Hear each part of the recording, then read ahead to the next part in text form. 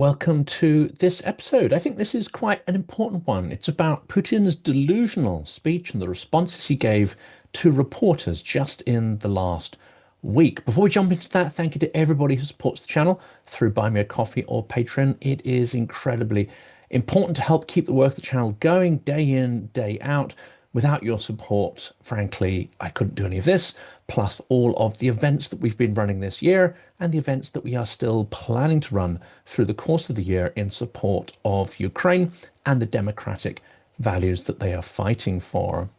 Let's get into the article. Has Putin lost the plot? This is an episode based on Putin's recent speech, perhaps the most perverse and rambling one he's ever made. After listening to it, we must ask, has Vladimir Putin lost the plot? Following the EAEU summit in Minsk, Vladimir Putin answered questions from Russian journalists on June 27th, 2025. This was perhaps the least consequential set of ramblings he's made to date, yet the speech itself is of great consequence because it seems that his brain now is totally dominated by a mixture of resentment, lies, and delusions. As Vlad Vexler has insightfully pointed out in a recent video, Putin seemed not to be addressing the world specifically in his responses, nor even an internal audience, nor the so-called Russian elite. Rather, this sounded like an internal monologue, unfiltered and unvarnished. Rambling. It was also deeply unhinged. They'll die themselves soon, Putin said of Europe. Is this because he is trying hard to bring this about, or he fervently believes it will happen soon? A kind of inevitable historical mythology, something a bit like Marxism. Putin's speech was part war cry, part peace overture, and entirely delusional. Putin once again took to the stage, not to chart a path to peace, but to form a geographical pantomime, but to perform a geographical pantomime, a speech to no one in particular, the world, his own people. It didn't seem to matter in his mind. It contained with it two rhetorical tricks. Yes, Putin is more than a one-trick donkey. The first was menace, the other misdirection. The speech begins with a familiar line, theatrical, dark, defiant. The West keeps trying to bury Russia, but they'll die themselves soon. This is not a line from a forgotten Cold War manual. This is Vladimir Putin speaking on June 27th, 2025. Putin claims Russia is open to peace, but only on its own terms. Those terms include a refrain that is now painfully familiar. Ukraine must accept the permanent loss of 4 regions. However, Putin's minions often mention a 5th and 6th too, Sumy and Kharkiv. That Ukraine must recognize the 2014 annexation of Crimea. Indeed, the world must declare it legal.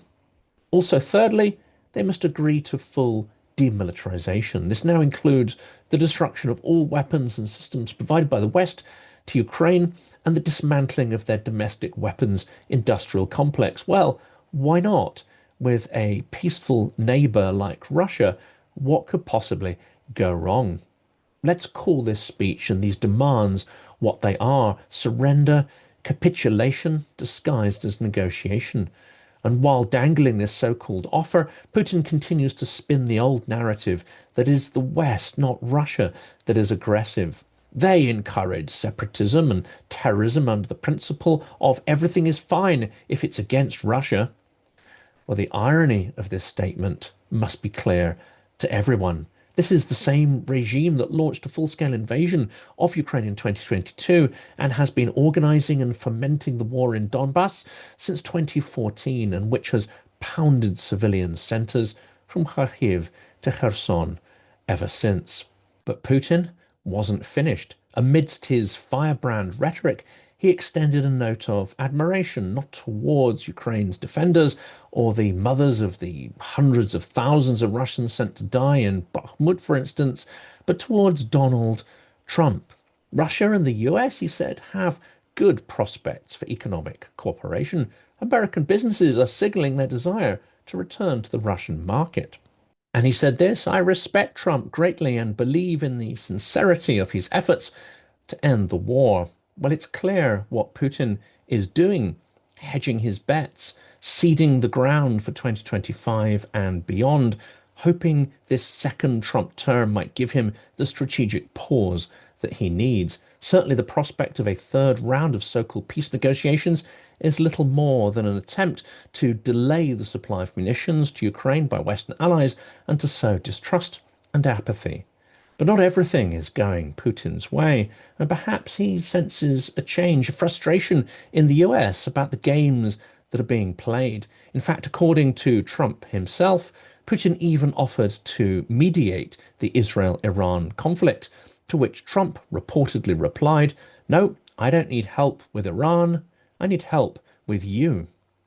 But here's the catch. Even that quote reveals a flawed premise, as if Putin was some kind of reasonable actor, not the one lighting the match, not the one setting fire to the building, but the one offering water, offering to help put out the flames.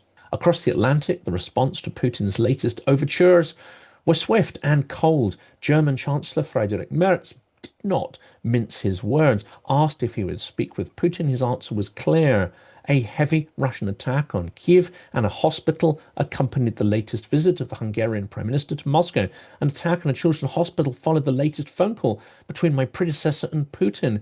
Well, if that's what comes of such calls, I will refrain from them for a long time. This is the right attitude. In short, no more illusions.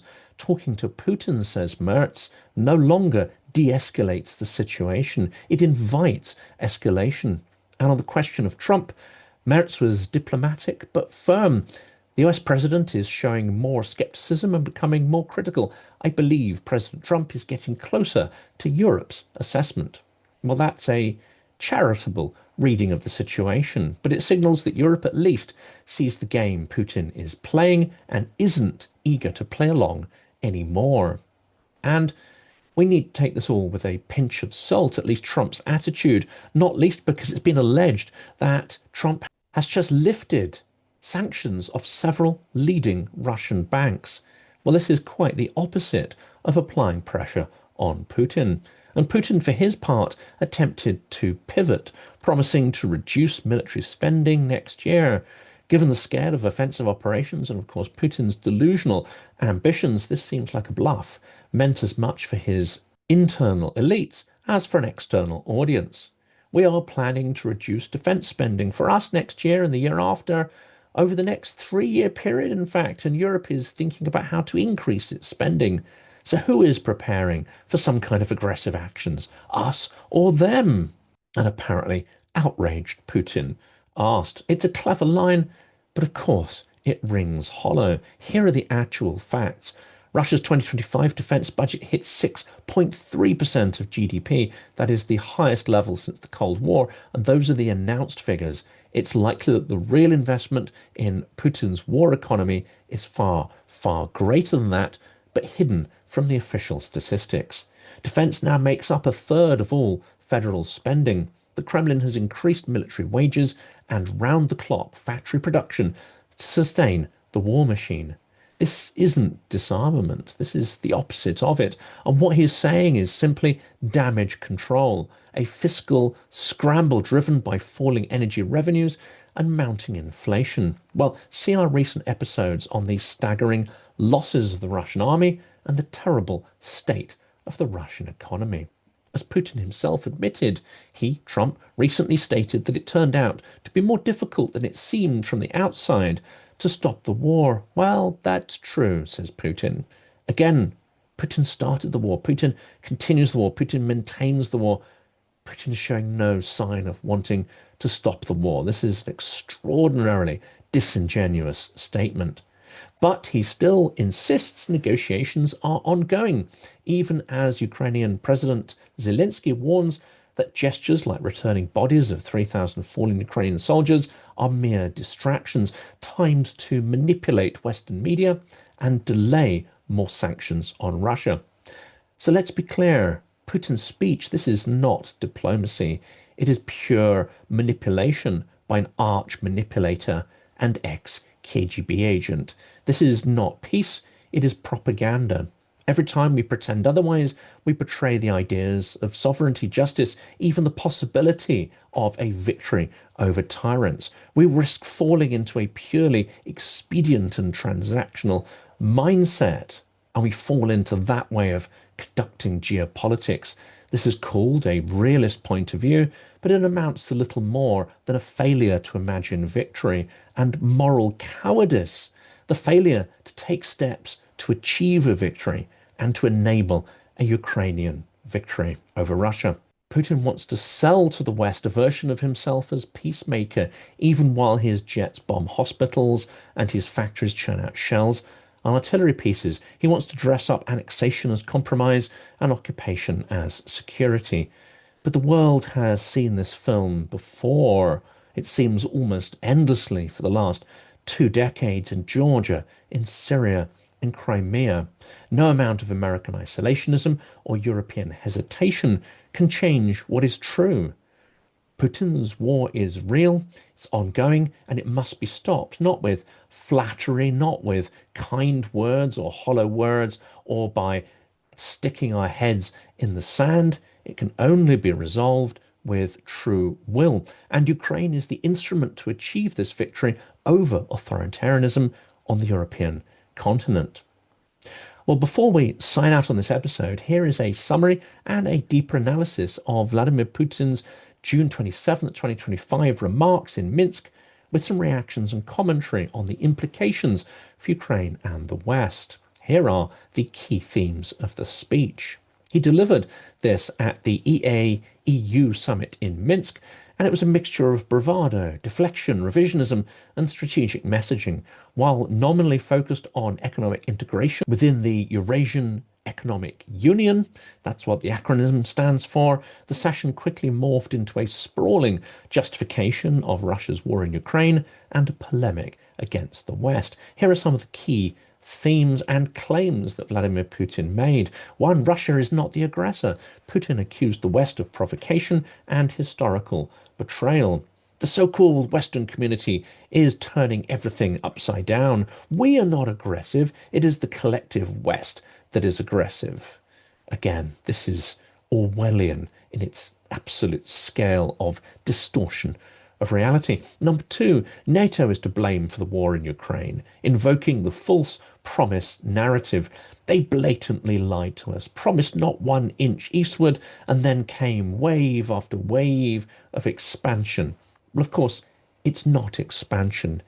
It's countries that have experience of being dominated and occupied by Russia that requested to be part of NATO, which is a defensive alliance. If the last 3 years has shown anything, in fact, if the last 11 years of war has shown anything, it is that NATO is not prepared to put one boot on the territory of Russia. It's not even prepared to put its boots on the territory of Ukraine to defend its values, let alone encroach upon Russian sovereignty. Number three, the West uses terrorism and separatism as tools against Russia, echoing older conspiracy theories. No one cared about terrorism in Russia as long as it was against Russia. Again, blatantly untrue. The West actually turned a blind eye to Putin's devastating second Chechen war, the war he declared on his own people. Four, Russia's economy is resilient despite sanctions.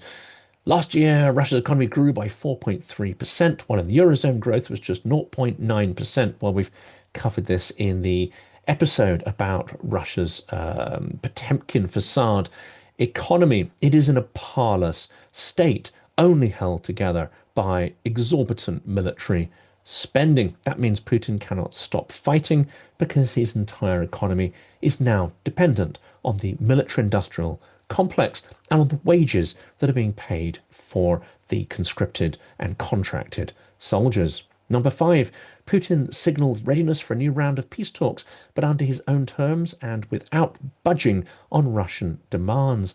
Point six, he expressed admiration for Donald Trump in a striking personal endorsement.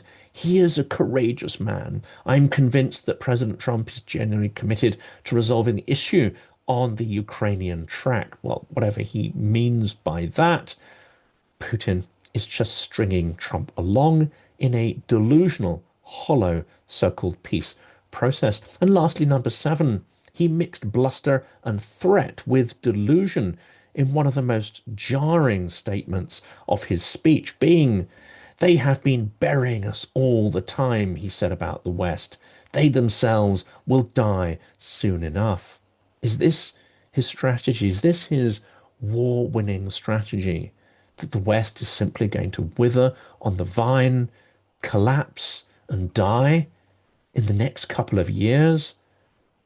It's extraordinary, extraordinary level of delusion that only tyrants that are in their last months of power would utter something so ridiculous and potentially base their entire strategy upon such delusions.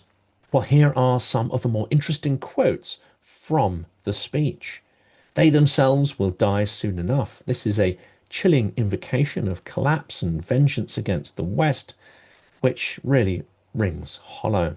Are they idiots? Do they take us for simpletons? This is an unfiltered glimpse into Putin's not just distasteful tone, but the absolute sense of grievance that seems to imbue his whole thinking.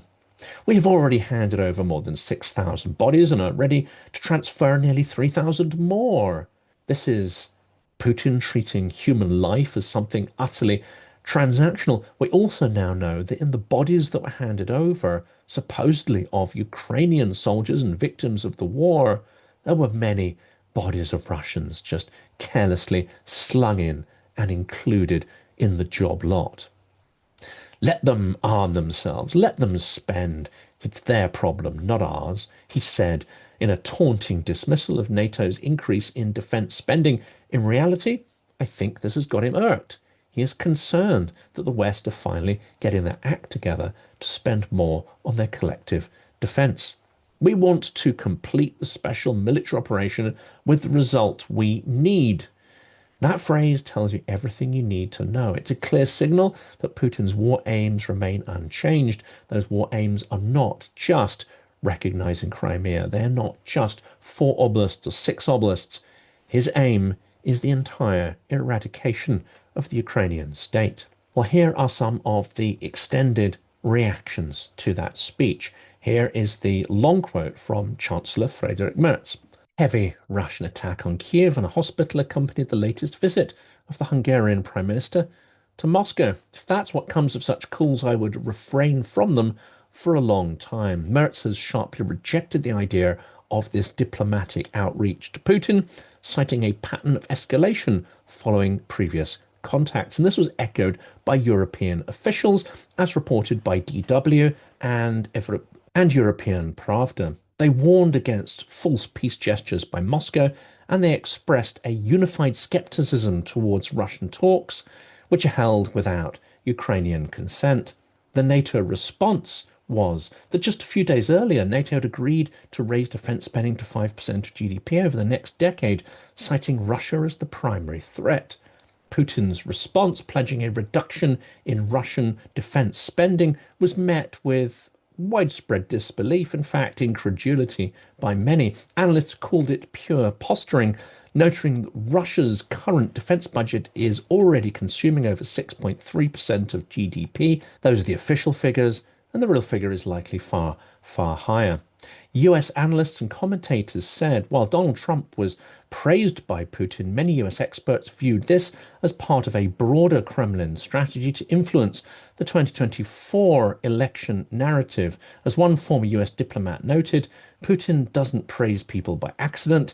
He's signaling who he sees as useful. So he used this in the election campaign, and I think he's using it now to try to divide Trump from many others in the Republican Party and divide Trump from European views. Here's the analysis then.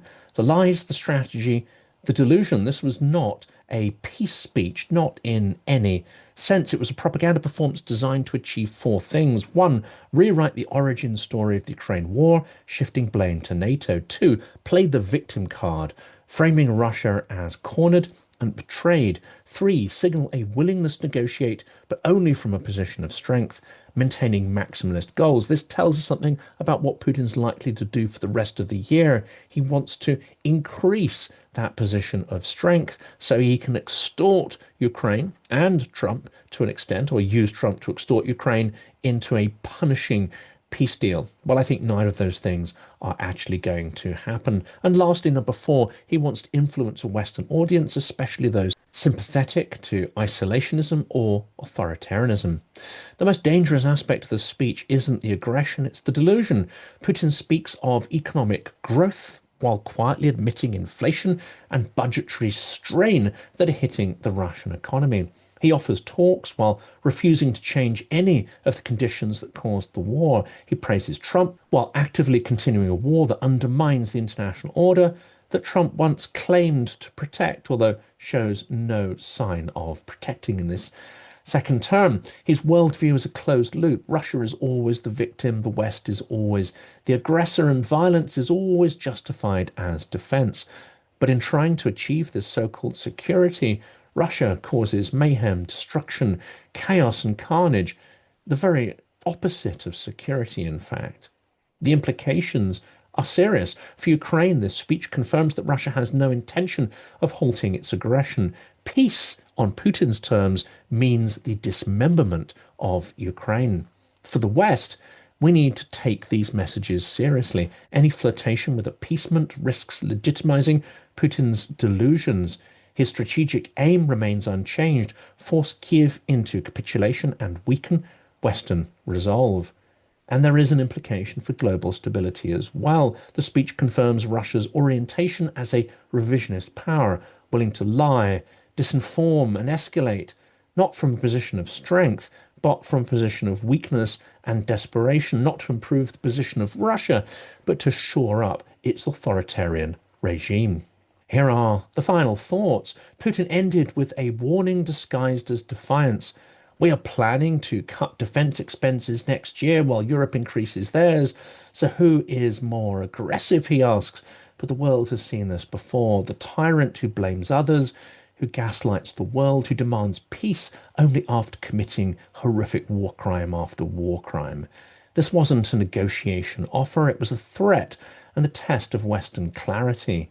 The only correct response, it has to be unity, purpose, action, not more words, and unwavering support for Ukraine's sovereignty and the principle of rule of law.